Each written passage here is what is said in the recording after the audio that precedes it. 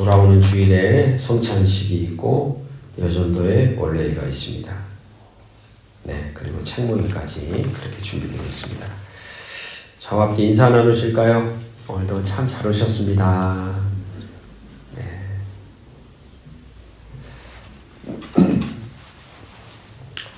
한 주일에 한 번씩 제가 성가를로 호스피스 병동을 꼭 찾아갑니다. 아는 분 한 분이 췌장암으로 이제 너무 고통스러우셔서 거기 누워 계시거든요.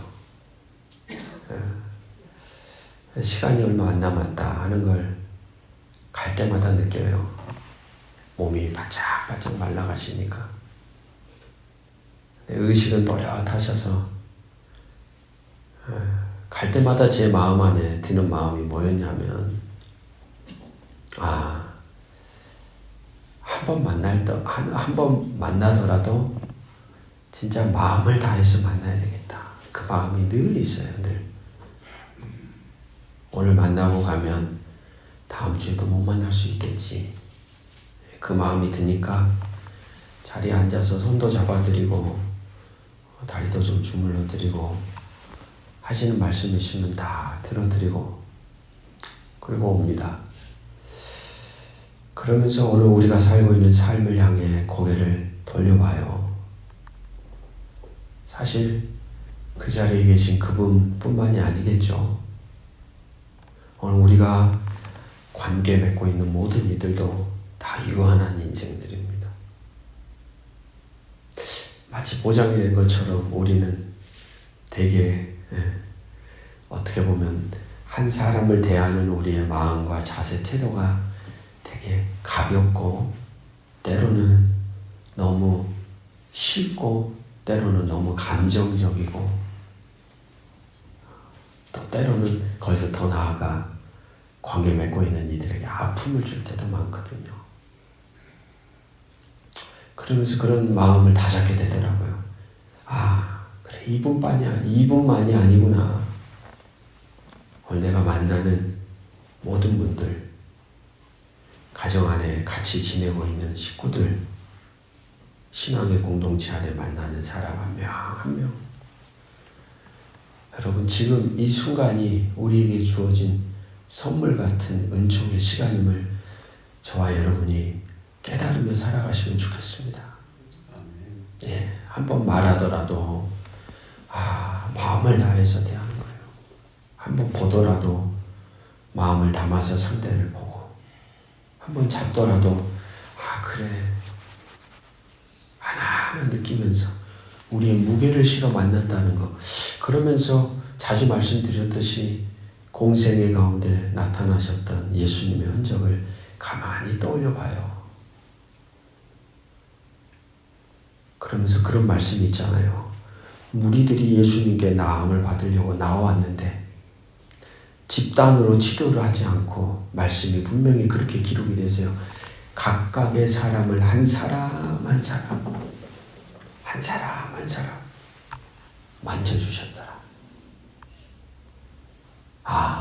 그런 생각이 들더라고요. 주님도 자기의 유한한 인생 33년의 시간 속에 만나는 이들을 단 한 사람도 가볍게 대하지 않으셨구나. 마지막 순간이라고 생각하고 마음을 다해 사랑하셨겠구나. 그것이 주님을 만났던 이들에게 위로가 되고 소망이 되고 빛이 되지 않았을까? 여러분 오늘 우리의 인생 거창한 엄청난 일을 행하는 것 다른 게 있는 게 아니라 오늘 우리가 살고 있는 자리에서 만나는 이들과의 관계 속에 우리의 마음을 다하고 뜻을 다하고 성품을 다해 사랑하며 살아가는 것, 그 흔적을 새겨가는 것, 그게 대단한 일입니다.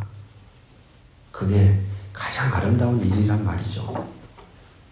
저와 여러분의 남은 한 주간의 삶 속에 그런 흔적을 가까이 있는 이들에게 먼저 새겨가는 결단이 여러분들에게 있으면 좋겠습니다. 사회학자 하랄드 벨저라는 사람이 그의 저서 자기 최적화 사회에서 현대인에 대해 이렇게 정의 내립니다. 미소 짓는 공허함을 지닌 사람들. 현대인들을 가만히 보니까 미소를 짓고는 있는데 공허함을 지닌 사람들이라고 표현해요. 다시 말하면 외적으로는 뭔가 풍성하고 넘쳐나고 화려하고 성공한 듯 보이는데 정작 속은 메마른 사막 같은 상태. 그 상태로 살아가는 인간들의 모습을 발견한 것이겠죠. 속은 말이 아닌데 겉으로 웃는 사람. 생각만 해도 참 안타까운 인간의 흔적이죠. 속과 겉이 다른 인간의 비참함. 그 어디에도 솔직하게 표현할 수 있는, 표현할 데가 없는, 출구가 없는 인간의 상태. 참 그건 괴로운 상태입니다. 성경은 어쩌면 그런 인간들의 삶의 모습을 바라보며 광야 가운데 서 있는 한 인생처럼 비유하곤 합니다. 광야. 우리가 살아가는 인생의 자리가 어쩌면 광야가 아닐까, 저는 그런 생각을 합니다. 어제까지 익숙했던 것들이 순식간에 무너지고 앞으로의 길이 보이지 않는, 사람에게 기대고 싶어도 붙잡을 손이 보이지 않는 그 자리. 거기가 광야죠. 요즘은 더하죠. 하루하루를 거듭하면서 AI라고 하는 새로운 시대에 들어갔습니다. 하루가 다르게 더 빠르게 변하고 있어요. 순식간에 시대가. 요즘처럼 불확실한 시대에 무엇 하나 잡았다고 생각하면 변화되어 가는 이 시대에 우리는 더욱더 세상이라는 광야의 한복판에 내가 서 있구나. 앞으로 어떻게 살아가야 할까라고 하는 질문을 하곤 하죠. 하지만 여러분, 뒤집어서 이런 생각도 해봅니다. 그 광야라는 자리에서 비로소 우리는 우리 자신을 마주하게 된다는 거예요. 내가 누구인지를. 광야에서 비로소 잘 나가고 막 뭔가 다 막 대로가 열린 것처럼 막 나갈 때는 내가 누구인지를 잃어버리기가 쉽더라고요. 그 잘 나가던 것이 어느새 거만해지고 교만해지고 보이는 게 없다 보면 자기 존재가 마치 하나님과 같은 줄 알고 인생이 마치 원래 누려지는 것처럼 생각하기 쉽다는 말입니다. 근데 인간은 광야라는 자리에서 비로소 내가 누구인가 질문을 던지기 시작해요. 광야. 그리고 또 이런 생각을 하죠. 나는 무엇을 믿고 살아가고 있지? 그러니까 인생의 광야 속에서 이 뿌리 근원된 자리가 막 흔들흔들 하니까 그때야 비로소 내가 뭘 지탱하면서 지금까지 살아왔지? 이 중요한 인생의 질문 두 가지가 그 자리에서 다 터져 나온다는 거예요. 헨리 나우엔이 이런 말을 합니다. 광야는 우리가 더 이상 도망칠 수 없는 곳, 자신의 벌거벗은 실존과 마주해야 하는 곳이라고 표현해요. 그렇죠. 광야의 자리에서 비로소 우리는 어디로 피할 수가 없어요. 이제는 도망칠 수도 없어요. 그 자리에서 자기 자신의 본 모습을 마주하게 된다는 것이겠죠. 여러분, 그런 광야의 자리에 혹시 이 자리에 계신 분들 가운데 서 계신다고 느끼시는 분들이 계실까요? 또 앞으로 우리의 인생을 걸어가다 보면 우리의 인생에도 이런 광야가 불쑥 임할 겁니다. 이 광야를 우리는 어떻게 바라봐야 할까요? 세상은 광야를 피해야 할 자리라고 말하지요. 광야는 세상의 눈으로 볼 때는 실패자의 자리입니다. 낙오된 사람들의 자리예요. 어떤 사람이 그런 말을 했어요. 성공한 사람은 결코 멈추지 않는다. 여러분, 이 말이 의미하는 바는 무엇입니까? 멈추는 순간, 뒤처지는 순간, 낙오되는 순간, 한마디로 그렇게 떨어지는 광야의 자리에 서 있는 자들은 낙오자요, 실패자라고 생각하는 것이죠. 세상은 그렇게 바라봅니다. 광야의 시간, 광야의 자리를 인생의 낭비로 여깁니다. 그리고 신앙인들조차도 때로는 그런 질문을 하죠. 하나님이 나를 버리신 게 아닐까? 라는 두려움. 메마른 광야 같은 자리는 때로는 우리에게 하나님의 버림이라는 오해를 만들어줍니다. 그렇게 수많은 사람들은 오늘 이 시대에도 그 광야라는 삶의 자리를 경험하면서도 애써 외면하고 어떻게 해서라도 피하려고 합니다. 오죽했으면 광야의 자리에 서 있음에도 나는 잘 살고 있어 라고 하며 자기를 애써 꾸미고 메마른 땅에 인공 초지를 깔듯이 광야길에서 겪고 있는 고통, 불안, 두려움, 외로움, 고독함을 다 가리죠. 나 괜찮아. 마치 아까 그 학자가 얘기했던 것처럼 겉은 웃고 있는데 속은 허한 인생. 그래서 젊은 세대들은 SNS에 완벽한 삶의 그림만을 공유합니다. 아름다운 모습, 찬란한 모습, 좋은 상태의 모습, 우울함, 공허함은 철저히 숨기며 살아가죠. 세상은 광야를 피하고 싶은 자리로 여기기 때문입니다. 사실 오늘 우리에게도 그런 마음이 있죠. 세상이 피하려고 하고 애써 외면하려고 하는 이 광야라는 자리, 시간에 대해서 그렇다면 성경은 우리에게 어떤 이야기들을 할까요? 구약과 신약 두 군데에 걸쳐 오늘 말씀을 저는 생각해 보고 싶습니다.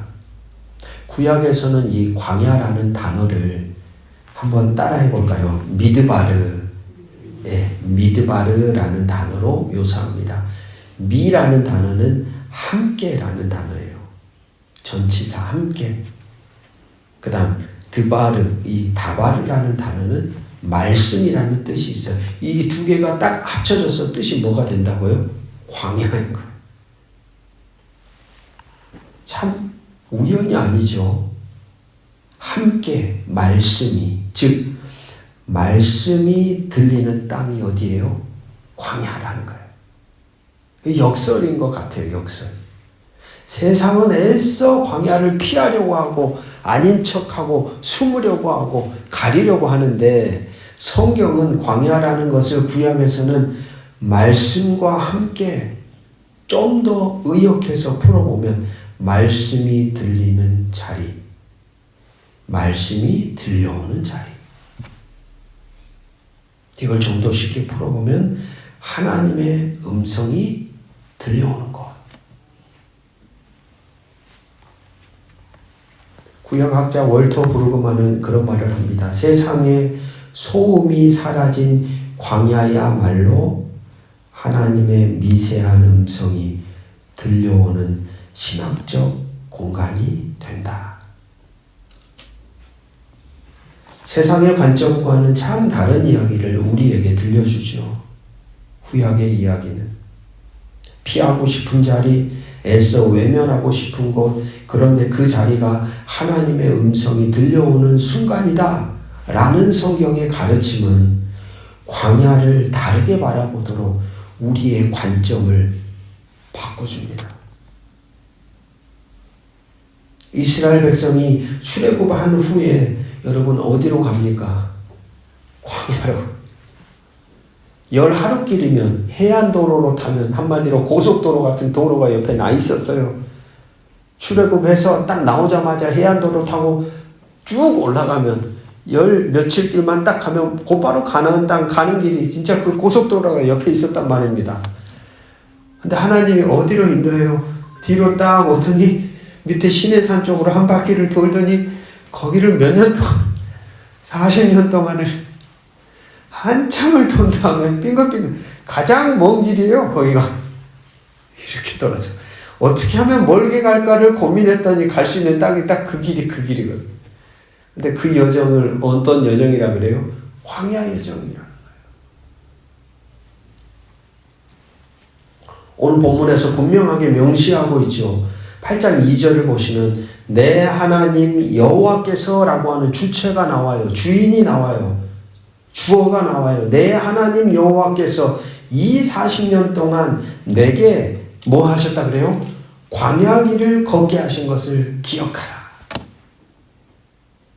그러면 광야 길은 이스라엘이 선택했습니까? 하나님이 걷게 하신 겁니까? 왜?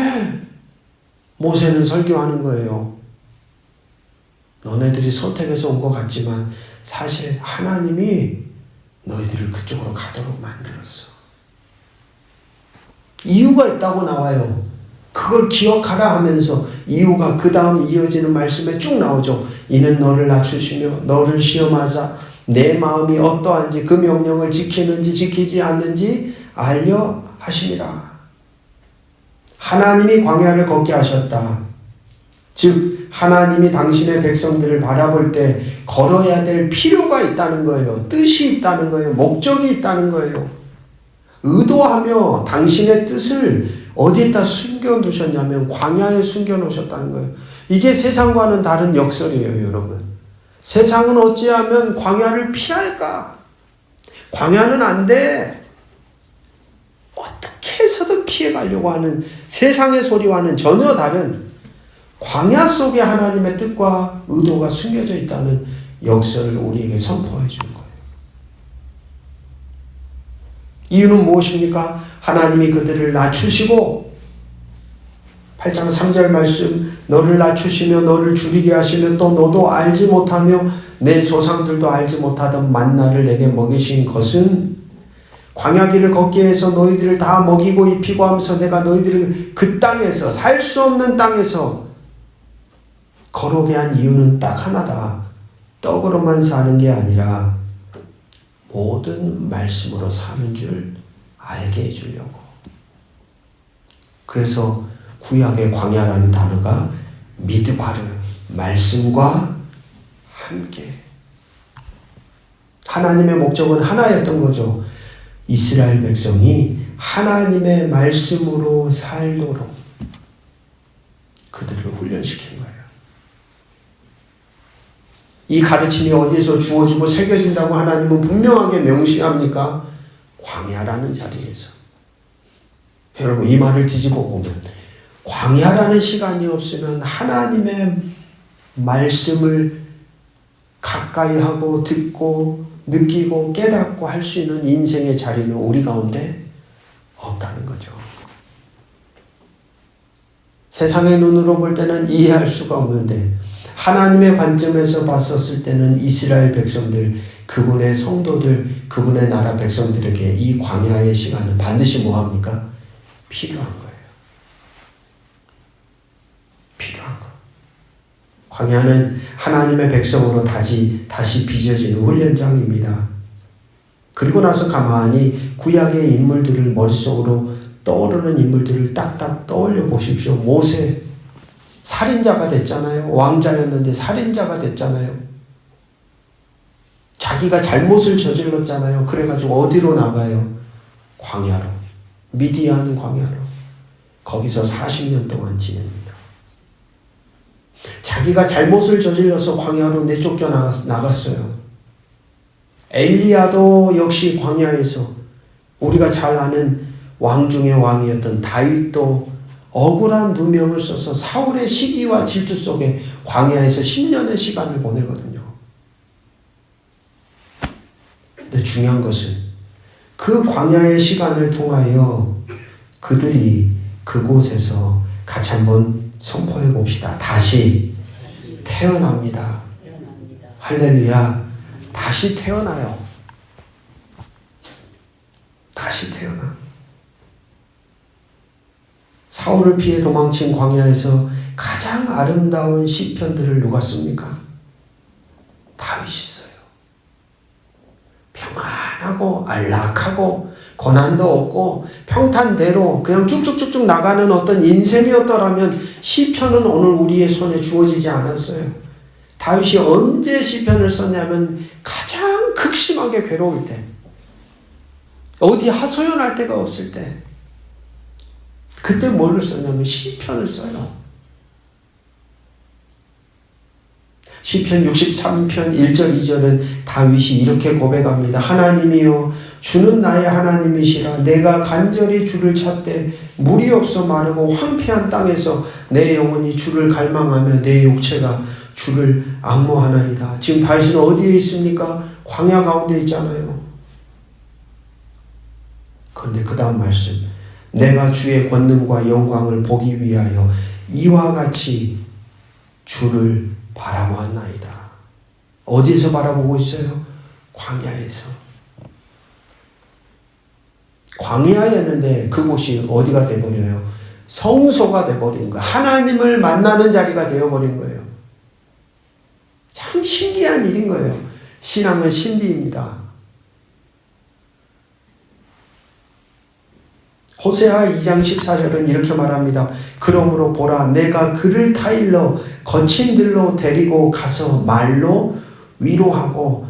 그래서 그라는 것은 이스라엘, 타락한 이스라엘을 하나님이 내가 그를 타일러 어디로 데리고 갔다 그래요? 거친 들로. 거친 들이 어딥니까? 광야죠. 하나님의 말씀이, 그분의 음성이, 그분의 뜻이, 그분의 마음이 가장 가까이에서, 어디에서 가장 가까이에서 들리고 느껴질 수 있을까? 여기에 대해 구약 성경은 그 자리는 광야입니다 라고 말해주고 있죠. 광야. 광야는 참 싫죠. 그런데 오늘 구약의 이야기는 우리에게 말합니다. 그곳이 하나님의 음성이 가장 잘 들리는 자리입니다. 여러분, 오늘 이 자리에 계신 여러분의 인생 속에 저의 인생은 항상 광야입니다. 그러면 눈물이 마르지 않는 분들도 계실 거고, 여러 가지 환경과 상황 속에 광야의 시간을 보내는 분들이 계실 겁니다. 그러나 이 말씀이 여러분에게 위로가 되기를 주의 이름으로 축복합니다. 하나님의 음성이 가장 잘 들리는 거. 그러면 광야에서 우리는 더 걸어갈 수 있어요. 신약에서는 헬라어로 에레모스라고 합니다. 에레모스. 에레모스라는 뜻은 사람이 없는 곳, 고요한 공간. 예수님이 성령에 이끌려 시험 받기 전에, 공생의 사역 시작 전에 성령에 이끌려 어디로 가요? 광야로. 광야로 가셔서 시험을 받고, 그리고 예수님의 행적을 가만히 눈을 따라 걸어가 보니까 수시로 한적한 곳을 찾아 떠났다. 한적한 곳이 바로 에레모스거든요. 광야. 찾아 기도하셨다. 영성가 토마스 먼트는 이렇게 말합니다. 고독은 하나님을 만나는 필수적 조건이다. 저는 이분이 말한 이 한 문장을 가만히 들으면서 우리가 살아가는 현대인의 일상의 자리에 고독함의 자리가 부재하다는 생각을 많이 갖습니다. 해야 될 일들은 많고 사람들은 분주하고, 근데 나 혼자서 그냥 홀로 고요히 있는 나의 시간이 부재하다는 거예요. 근데 이 영성가는 그걸 짚은 거죠. 고독은 하나님을 만나는 필수적 조건이다. 그러고 나서 예수님의 흔적을 가만히 보니까 예수님이 때와 시를 가리지 않고 시간만 되면 자꾸 어디로 가세요? 한적한 곳으로. 예수님은 공생의 중요한 순간마다 광야로 물러나십니다.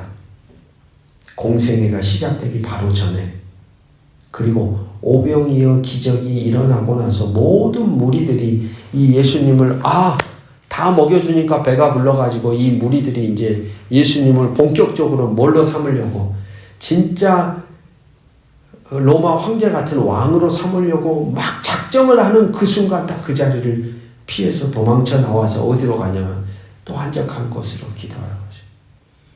그리고 우리가 잘 아는 것처럼 십자가를 앞두고 겟세마네 동산에서 주님은 또 거기서 기도하시죠. 신약 성경은 우리에게 광야라는 그 자리를 어떻게 선언하고 있습니까? 광야란 하나님의 뜻과 임재를 분별하는 자리. 광야란 자신이 누구인지 그 정체성을 회복하는 자리로 우리에게 소개합니다. 여러분, 하나님의 아들이신 예수님이 그분이 33년의 생애를 살아가는 데에도 이처럼 많은 광야가 필요했다면 오늘 우리는 얼마나 그 자리가 더 필요할까요? 더 필요하겠죠. 한적한 곳, 에레모스로 들어가는 시간과 공간이 우리에게는 절대적으로 필요합니다. 말씀을 마치며 여러분, 우리는 그렇게 세상이 바라보는 광야를 다르게 바라보아야 합니다. 오늘 이 자리에 계신, 또 말씀을 들으시는 여러분이 걷고 있는 그 걸어가는 시간과 공간인 광야는 무의미한 시간이 아닙니다. 그것은 하나님께서 우리를 말씀으로 다시 세우시는 은혜의 자리와 장소입니다. 인생의 가장 큰 성장은 종종 가장 어두운 시간에 일어난다고 한 심리학자가 말합니다. 사도 바울도 자신의 경험을 통하여 고린도후서 말씀에 이렇게 말하죠. 내가 약할 때 강함이 된다. 진정한 존재의 성장과 변화는 평안함이 아니라 광야라고 하는 불확실성 속에서 일어나는 것입니다. 여러분, 하나님은 지금도 광야 가운데 말씀하십니다. 나는 내가 누구인지를 알고 있다. 이 길은 너를 버리기 위한 길이 아니라 너를 새로운 존재로 빚어가기 위한 길이다. 마치 도자기 장인이 흙을 빚듯 하나님은 광야의 시간을 통해 우리 각자의 인생을 우리의 특징에 맞게 귀한 그릇으로 만들어 가시는 분이시라고 저는 믿습니다. 그렇기에 여러분, 지금 광야에 서 계신다면 도망치려고 하지 마십시오. 그 광야의 자리에 다른 이름과 다른 의미를 부여하십시오. 이곳은 하나님의 음성이 울려 퍼지는 곳이다. 사무엘처럼 말씀하옵소서 주의 종이 듣겠나이다 라고 응답해 보십시오. 이곳은 하나님과 단 둘이 걷는 시간이다. 이전에는 소음에 가려 듣지 못했던 하나님의 미세한 음성에 더 집중하며 귀 기울여 보십시오. 그리고 이곳에서 나는 다시 빚어질 것이다. 불확실성이 두려움이 아닌 가능성이 되게 하십시오. 광야의 만나처럼 오늘 하루 필요한 은혜를 그렇게 하나님께 구하십시오. 광야는 끝이 아닙니다. 그것은 하나님의 일하심이 시작되는 자리입니다.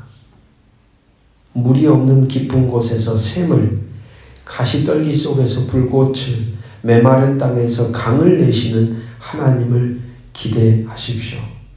여러분의 광야에서 하나님은 지금도 일하고 계십니다. 같이 나눈 말씀 생각하며 잠시 침묵으로 오늘 나눈 말씀을 마음으로 수용하고 받아들이고 새기는 시간을 갖겠습니다.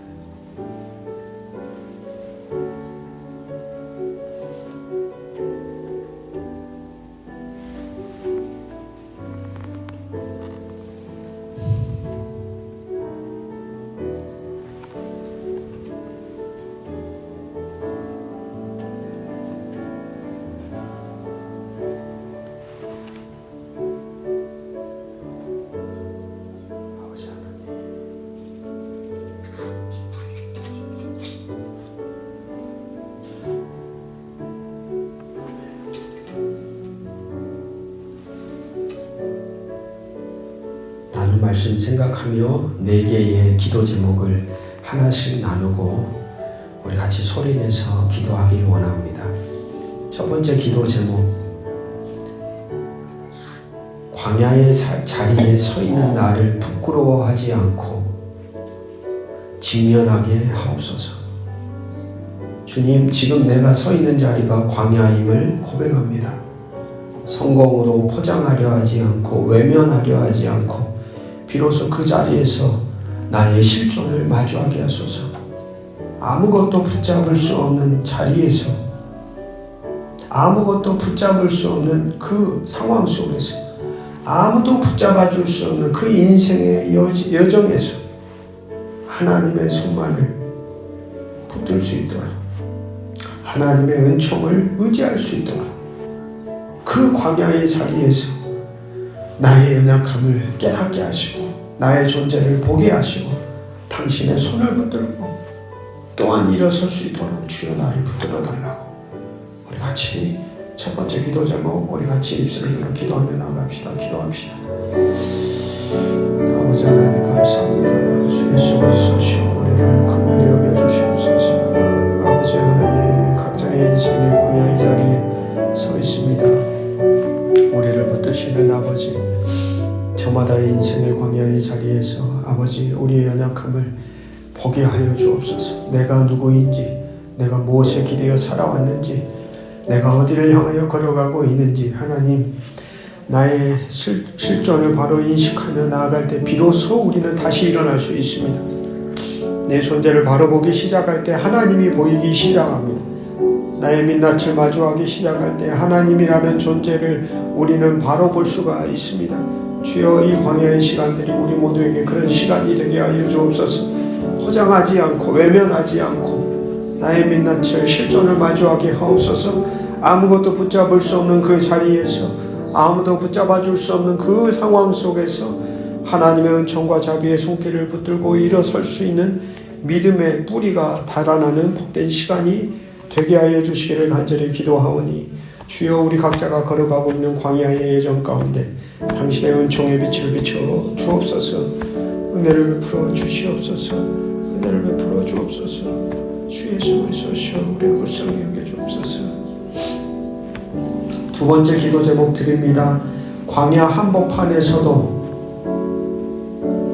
말씀을 듣는 귀를 주십시오. 주님, 미드바르의 침묵 속에서 말씀하셨듯이 오늘 우리의 고요한 자리, 불확실한 상황 속에서 말씀하시는 당신의 음성을 듣고 싶습니다. 분주함과 소음으로 들을 수 없었던 아버지의 미세한 음성이 내가 서 있는 이 광야에서 가장 선명하게 들리게 하소서. 가장 선명하게 듣게 하소서. 그 두름을 통하여 내가 응답하며 어디로 가야 할지, 무엇을 해야 할지, 어디를 바라보며 걸어가야 할지 바로 깨달아 살아낼 수 있도록 주여 나를 붙들어 달라고 우리 함께 두 번째 기도 제목 붙들고 함께 기도하겠습니다. 하나님, 다양한 광야 한복판에서 당신의 말씀을 듣는 귀를 우리 가운데 허락하여 주옵소서. 말씀과 함께 걸어가는 자리입니다. 말씀이 들려오는 곳입니다. 하나님이 말씀하시는 자리가 바로 미드바르입니다. 거기에 침묵 속에서 말씀하셨듯이, 침묵 속에서 다윗의 인생을 빚어가셨듯이, 광야의 자리에서 모세의 삶을 다듬어 가셨듯이, 하나님, 오늘도 우리가 서 있는 광야의 자리, 불확실한 상황 속에서 모든 것이 내 뜻대로 움직여지지 않고 통제할 수 없는 삶의 자리에서 고요하게 우리에게 말씀하시는 당신의 세미한 음성을 우리가 듣기를 원합니다.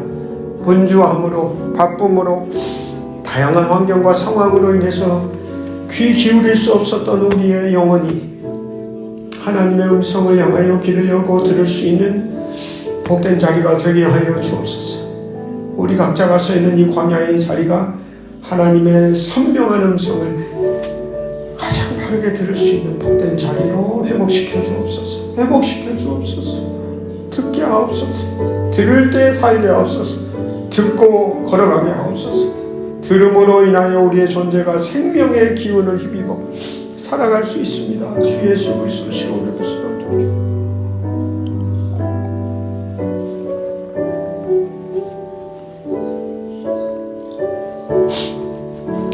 세 번째 기도 제목 드립니다.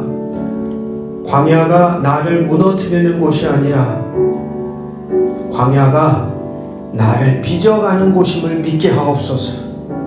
주님, 낮추심과 줄이게 하심, 그 모든 훈련을 통해 나를 당신의 사람으로 다시 지어가심을 믿습니다. 우리의 무기력, 우리의 끝에서 당신의 시작을 보게 하여 주옵소서.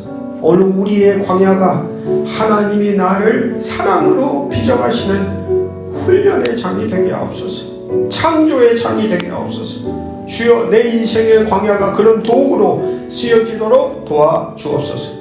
세 번째, 우리 같이 기도하며 나갑시다. 기도하겠습니다. 하나님, 광야를 통하여 우리가 무너지지 않기를 원합니다. 하나님, 광야를 통하여 우리의 믿음이 부서지지 않기를 원합니다. 광야는 우리를 무너뜨리기 위해 존재하는 목적이 있는 자리가 아닙니다. 광야를 통하여 하나님은 사람을 빚어가십니다. 강팍하고 굳어진 우리의 마음을 만져가십니다. 변하지 않을 것 같은 존재를 당신의 선한 손길로 빚어가십니다. 주님, 우리의 각자의 상황 속에서 낮추심과 줄이게 하신 다양한 인생의 여정을 통하여, 그 모든 상황을 통하여 하나님은 우리를 당신의 사람으로 다시 지어가심을 믿습니다. 그 자리에서 우리는 우리의 무기력을 볼 것입니다. 우리의 끝을 볼 것입니다. 그러나 바로 끝이 있는 자리, 그 무기력함의 자리가 하나님이 우리를 만져가시는 새로운 시작의 자리임을 믿음으로 인정하며 나아가오니, 하나님, 우리 모두가 경험하고 있는 각자의 광야가 하나님이 우리를 만져가시고 빚어가시고 창조해 가시는 귀한 장이 되게 하여 주시옵소서. 주 예수 그리스도 시오를 불쌍히 여겨 주옵소서.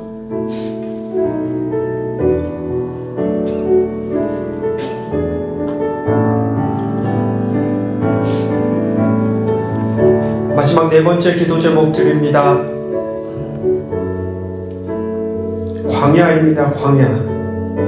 광야는 아무것도 없습니다.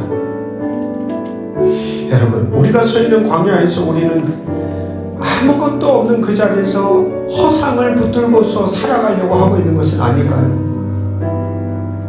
광야에서는 하나님만으로 충분합니다. 하나님만으로 살아갈 수 있습니다.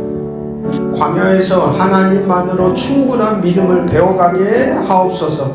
사람이 떡으로만 살 것이 아니요 여호와의 입에서 나오는 모든 말씀으로 산다고 하셨습니다. 이 고백이 오늘 우리의 삶의 고백이 되기를 원합니다. 필요한 은혜를 날마다 주시는 주님을 신뢰하며 내일의 보장이 아니라 오늘 당신과 동행하는 그 삶을 누리며 걸어갈 수 있도록 주여 내 삶을 주장하여 주시옵소서. 우리 마지막 기도하고 제가 기도하겠습니다. 사람이 떡으로만 살 것이 아니라 하나님의 입에서 나오는 모든 말씀으로 살 것이라고 하셨습니다. 광야 같은 인생의 길을 걸어가는 우리의 각자의 예정 속에 하나님 말씀으로 충만한 삶을 우리가 누리며 살아가게 도와주옵소서. 필요한 은혜를 때와 시마다 날마다 상황에 맞춰서 당신의 말씀을 통하여 우리를 입히시고 먹이시고 새롭게 하시는 하나님을 신뢰하며 내일의 확실한 보장을 따라 살아가는 존재가 아니라 지금 이 순간 당신과 내가 말씀 안에 한 마음이 되고 한 몸이 되고 동행을 누리며 살아가는 그 삶이 우리의 삶을 지탱하며 누리며 살아갈 수 있도록 주여 은총을 베풀어 주옵소서. 사람이 떡으로만 살 것이 아니요 여호와의 입에서 나오는 모든 말씀으로 산다고 하셨사오니 주님 매일매일 주시는 말씀 안에 이어져 우리의 존재가 살아 걸어가도록 은혜를 내려주시고 만나와 메추라기로 먹이시며 입히시며 광야의 여정을 걸어가게 하도록 입히시고 살리셨던 하나님이 오늘 우리 각자의 다양한 삶의 자리를 향하여 말씀하시며 말씀을 통하여 우리를 빚어가여 주옵소서. 주여 도와주시옵소서. 주여 도와주시옵소서.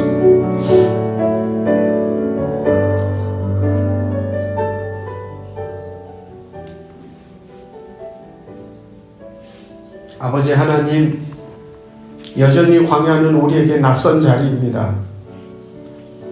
피하고 싶죠. 왜 광야를 나에게 허락하시냐고 우리는 되물을 때가 많습니다. 광야는 낯선 자리였고 외롭고 고독한 길이었습니다. 그러나 그 길 끝에서 들려오는 당신의 음성은 우리를 다시 일으켜 세웁니다. 말씀 없는 떡은 살릴 수 없고 고요함 없는 소망은 뿌리 내릴 수 없고 사람이 떠난 자리에 남으신 주님은 우리가 누구인지를 다시 말씀해 주십니다. 이제 우리는 광야를 달리 부를 겁니다. 낮아진 그 자리에서 다시 높으신 하나님을 본 땅, 주님 우리를 빚으시고 당신의 말씀으로 숨쉬게 하옵소서. 광야에서 시작되는 당신의 이야기, 우리로 그 첫 줄을 다시 쓰며 걸어가게 도와주시옵소서. 각자의 인생에 저마다의 삶의 기도 제목이 있고 짊어지는 삶에 무거운 짐들이 있고 여전히 해결되지 않은 문제와 환경과 상황이 우리 가운데 있습니다. 우리 모두를 긍휼히 여겨 주시옵소서. 당신의 은총에 기대어 용기 내어 내일도 살아가겠사오니 주여 우리에게 자비를 베풀어 주시옵소서. 주 예수 그리스도의 이름으로 간절히 기도합니다.